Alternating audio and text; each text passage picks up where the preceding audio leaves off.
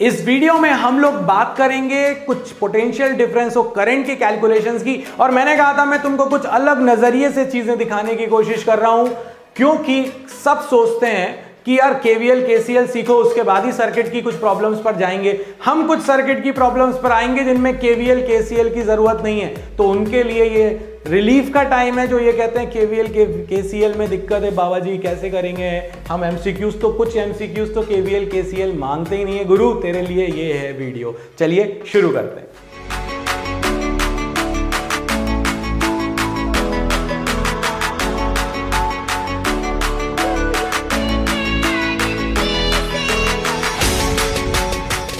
तो ये रहा पहला क्वेश्चन। आपसे क्या कहा गया? The reading of the ammeter as per the figure shown is. Ammeter की रीडिंग क्या है इस डायग्राम के अकॉर्डिंग। अब एक बात समझो जरा, बैटरी स्टैंड फॉर बनिया, डोंट फॉरगेट, है ना। बैटरी स्टैंड फॉर बनिया मतलब कि वो जितना करंट देती है उतना करंट वापस भी ले लेती है। No offence to all the banias, है ना। यहां से अगर करंट आई निकल रहा है तो बैटरी के पास वापस भी कितना आना चाहिए? आई ही आना चाहिए। अगर नहीं आया तो फिर वो बैटरी करंट ही नहीं देगी। और दूसरी चीज जो बहुत ध्यान रखने वाली है, and that is current I is very शाना। शाना मतलब क्लेवर, है ना। So current is very clever and battery is बनिया। ठीक है, करंट इज वेरी शाना। शाना मतलब जब तक उसको वापस आने का रास्ता नहीं होता करंट निकलता ही नहीं है। इसी वीडियो में यूज करूंगा एक प्रॉब्लम में, ध्यान से, है ना। चलो आगे बढ़ते हैं अपन। अब सबसे पहले अपन से कहा गया कि कितना इसकी रीडिंग क्या होगी, तो यार बहुत आसानी के साथ आगे बढ़ जाते हैं ना यार अपन। यहां से देखो ये वाला रेजिस्टेंस चाहे आप नीचे लगाओ इनको, चाहे आप ऊपर लगाओ, तो इस सर्किट को क्या अपन ऐसे देख सकते हैं, ये 2 ओम, फिर ये वाला 2 ओम, फिर ये वाला 2 ओम, फिर उसके बाद ये वाली ब्रांच 2 ओम, एक बैटरी और एक एमीटर। बस नजर बदलो, नजारे बदल जाएंगे दोस्तों। आपने देखने का नजरिया बदल दिया इस सर्किट को। अब ये देखो गौर से, ये 2 ये 2 ये 2 ये तीनों पैरेलल में हैं। अगर ये तीनों पैरेलल में है तो इन तीनों का जो इक्विवेलेंट आपके पास आने वाला है वो आएगा 2/3। तो ये हो गया मेरे पास 2/3 ओम, ये इन तीनों का रिजल्टेंट है। फिर ये 2 ओम और एक बैटरी लगी हुई है, बैटरी का ईएमएफ भी 2 वोल्ट है। तो ये लगा हुआ है 2, ये लगी हुई है बैटरी और ये लगा हुआ है एमीटर, ये 2 ओम है और ये 2 वोल्ट है। अब गौर से देखो, हमारे पास करंट होता है total voltage upon total resistance. तो टोटल वोल्टेज कितना है? 2। अब टोटल रेजिस्टेंस, ये दोनों किस में लगे हुए हैं? सीरीज में। 2 + 2/3। अगर आप इसको सॉल्व करेंगे तो आंसर क्या, क्योंकि सीरीज में है तो ऐड हो जाएंगे, तो ये आंसर आ जाएगा आपके पास 8/3। 2 + 2/3, सीरीज में है ये दोनों, सीरीज में है तो ऐड कर दो, 6 + 2 8/3। हाँ बिल्कुल सही है। तो ये आंसर आ जाएगा आपके पास 6/8 और 6/8 will be equal to 3/4। So the correct answer is B. इस क्वेश्चन में आपको सिर्फ थोड़ा सा देखने का सर्किट बदलना था। नीचे लगाओ चाहे ऊपर लगाओ कोई फर्क नहीं पड़ रहा, ये सब पैरेलल में थे। तो आप नीचे बनाओ इस सर्किट को या ऊपर, जानबूझ के वो ऐसा बनाकर आपको डराने की कोशिश करते हैं। आपको डरने की कोई जरूरत नहीं है। बिना केवीएल केसीएल के हम लोगों ने इस सर्किट को सॉल्व कर लिया। तो याद है ध्यान से, इनको इन कैलकुलेशंस में सिर्फ आपको इक्विवेलेंट रेजिस्टेंस आना चाहिए निकालना, ओम्स लॉ पता होना चाहिए, क्वेश्चन सॉल्व हो जाएगा। चलिए बढ़ते हैं नेक्स्ट क्वेश्चन की तरफ। A cell of negligible resistance and EMF 2 volt is connected in series combination of 2, 3, 5 ohm. The potential difference in volt between the terminal of 3 ohm resistance will be। बहुत बढ़िया, एक सेल दिया हुआ है आपको और इसकी ईएमएफ की वैल्यू है 2 वोल्ट। अभी अपन सेल पर डिटेल में बातें करेंगे। इंटरनल रेजिस्टेंस 0 कर दिया, बहुत ही बढ़िया, कोई टेंशन ही नहीं है। ये सीरीज में लगा हुआ है 2, 3 एंड 5 ओम के साथ। ये 2 ओम है, ये 3 ओम है, ये 5 ओम है और ये आपका 2 वोल्ट लगा हुआ है सीरीज में। आपसे कहा गया कि एक काम करिए, 3 ओम के अक्रॉस कितना वोल्टेज आएगा। अगर मैं डायग्राम बना के यहां वोल्ट मीटर लगा देता तो भी यही बोलना चाह रहा हूं। तो बताओ कि वोल्ट मीटर की रीडिंग क्या होगी, इसके अक्रॉस वोल्टेज कितना आएगा। तो वोल्टेज का फॉर्मूला तो एक ही है ना यार, I × R। तो अगर यहां से तुम्हें यह पता चल जाए I × R, 3 हो गया R, आई हो गया, तुम्हें आई पता करना है और सीरीज में तो सब में से करंट सेम रहता है, तो अगर करंट की वैल्यू तुम निकालो तो वो कितनी आएगी, ईएमएफ है 2, तीनों सीरीज में है, टोटल रेजिस्टेंस हो जाएगा 2 + 3 + 5 which is equal to 10। Answer आ गया 1/5। और जैसे ही 1/5 करंट आया, आपको वोल्टेज चाहिए था, तो I × R, R हो गया 3, I हो गया 1/5, answer is 3/5 volt, which is actually equal to 0.6 volt. So the correct answer is A. आया, सॉल्व हुआ, मजा आया कि नहीं आया? कई क्वेश्चंस ऐसे होंगे जिनमें फिर बोल रहा हूं KVL KCL की कोई जरूरत नहीं है, थोड़ा सा लॉजिक लगाओ, series combination, parallel combination, Ohm's law पकड़ लिया, क्वेश्चन सॉल्व हो गया। एक क्वेश्चन उनमें से ये था। चलिए बढ़ जाते हैं नेक्स्ट क्वेश्चन की तरफ। Resistors of 1, 2 and 3 ohm are connected in the form of triangle। पहले लगा ही लो, क्योंकि ट्राइंगल बनता है तो बड़ा डर लगता है भैया। ये हो गया 1 ohm, ये हो गया 2 ohm और ये हो गया 3 ohm। 1 ohm, 2 ohm and 3 ohm, ठीक है, in the form of triangle। If 1.5 volt cell of negligible internal resistance is connected across 3 ohm, 3 ohm के पैरेलल में अपन ने 1.5 वोल्ट का एक सेल लगा दिया, ठीक है। The current flowing through this resistance will be, तो आपको यह बताना है the current flowing through this resistance will be, इस रेजिस्टेंस में से कितना करंट फ्लो होगा। तो सबसे पहले तो एक काम करो, इस सर्किट को सॉल्व करने का तरीका बताता हूं। पहले तो यह बताओ, क्या ये पैरेलल में लगे हुए हैं?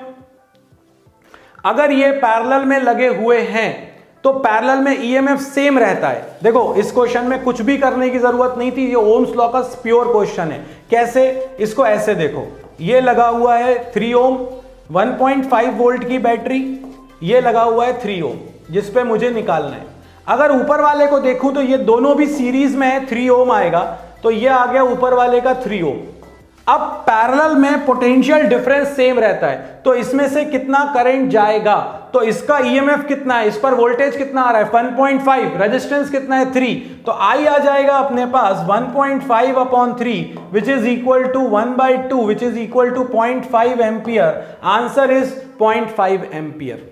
ऊपर वाले में से कितना जाएगा, वो भी 3 ओम है, वो भी 0.5। बैटरी से कितना निकलेगा 1 एम्पियर।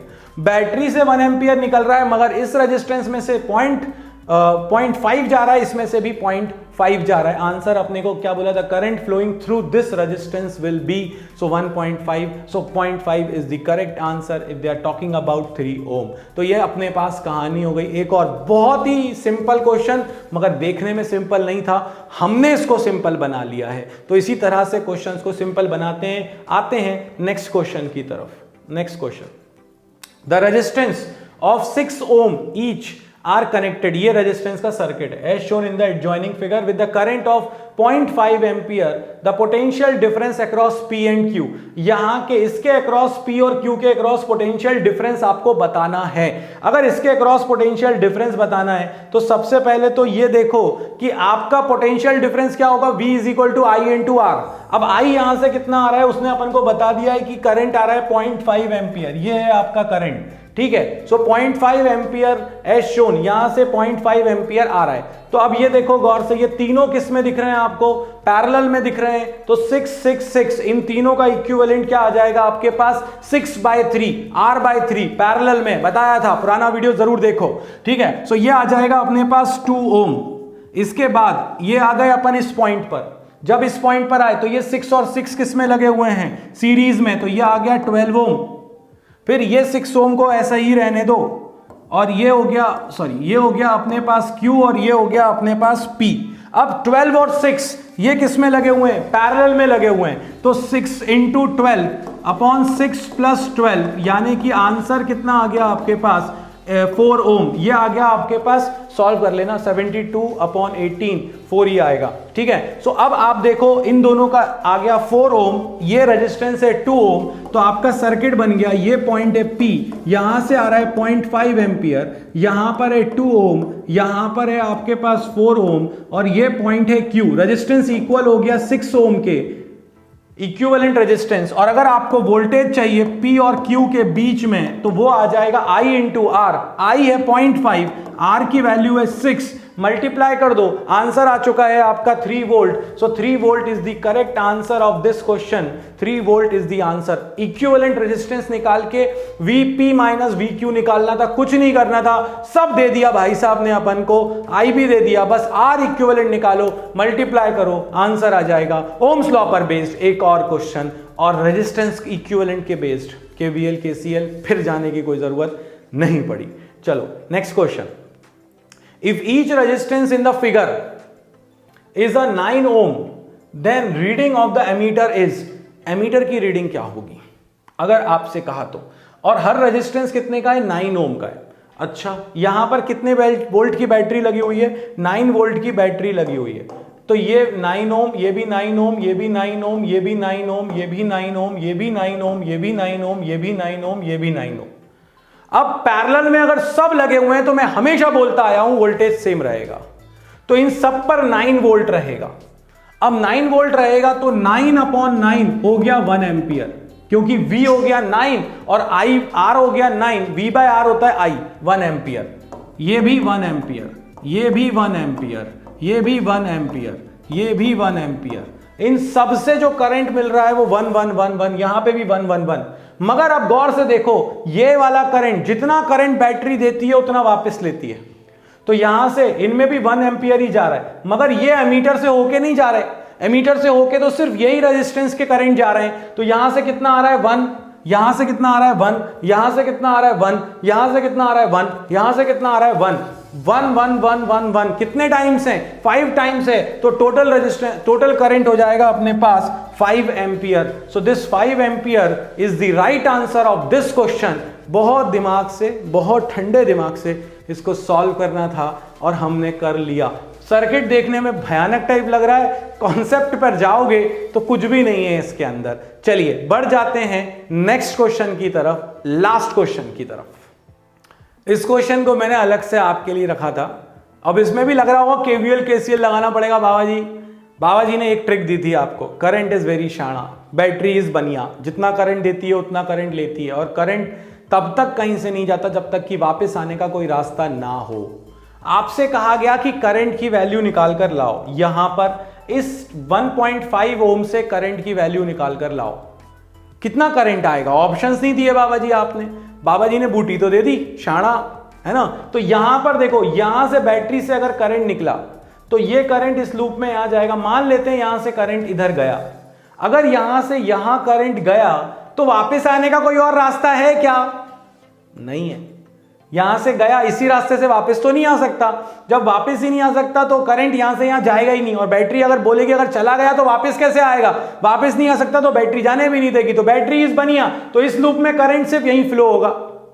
अगर ये 3 वोल्ट है, मान लेते हैं कि यहां से करंट अगर इधर आया, तो यहां से अगर करंट इधर आया तो जो इधर आ रहा है आपके पास करंट, वो फिर वापस नहीं आ पाएगा, तो ये बैटरी भी कहेगी और करंट बोलेगा मेरे पास जाने का कोई रास्ता नहीं है। इसको ऐसे फील करो कि तुम्हारे घर सर्किट बोर्ड में एक करंट आ रहा है इस समय, मतलब पोटेंशियल डिफरेंस है। तुम अगर उंगली डालोगे और स्लीपर पहने होगे तो तुम्हें झटका नहीं लगता, क्यों? क्योंकि करंट इज वेरी शाणा। वो कहता है भाई चला तो गया मगर वापस आने का दूसरा रास्ता नहीं है। स्लीपर पहना है और तुमने स्लीपर उतारी और उसके बाद उंगली डाली, उसके बाद झिंगल आला वो हो जाती है जिंदगी। क्यों? क्योंकि करंट ने कह दिया ओ भाई मेरे पास अब रास्ता मिल गया, अब मैं इसमें से फ्लो होऊंगा, है ना। तो इसीलिए जब तक तो यहां से भी कोई रास्ता ही नहीं है वापस आने का, तो ये बैटरी का भी करंट जो है सिर्फ इसी लूप में रहेगा, इस बैटरी का इस लूप में है, तो यहां से कोई करंट ही नहीं जाएगा, और करंट ही नहीं जाएगा तो आंसर आ जाएगा 0 एम्पियर। बहुत सारे एग्जाम्स में पूछा गया है, इसीलिए मैंने सोचा कि तुम्हें ये भी बता दूं, तो इसीलिए इस चीज को भी तुम दिमाग में अच्छे से रखना। दोस्तों ये वो क्वेश्चंस थे, वो ग्लिम्स थे जिसमें मैंने तुमको बताने की कोशिश करी। ऐसी बहुत सारे हो सकते हैं और कई बार हो सकता है KVL KCL की जरूरत ही ना पड़े पेपर में। तो ऐसी कई चीजें हो सकती हैं जिनका अगर आप यूज करेंगे तो आपको KVL KCL लगाने की कोई ज़रूरत ही नहीं पड़ेगी। फिर भी कोई डाउट हो कमेंट बॉक्स में मेंशन करो, हम पूरी कोशिश करेंगे जितना हम सॉल्व कर रहे हो और कर सकें आपके डाउट्स उतने सॉल्व कर देंगे। तो इस वीडियो में इतना ही। लाइक शेयर सब्सक्राइब करना बिल्कुल मत भूलना। मिलते हैं, जय हो।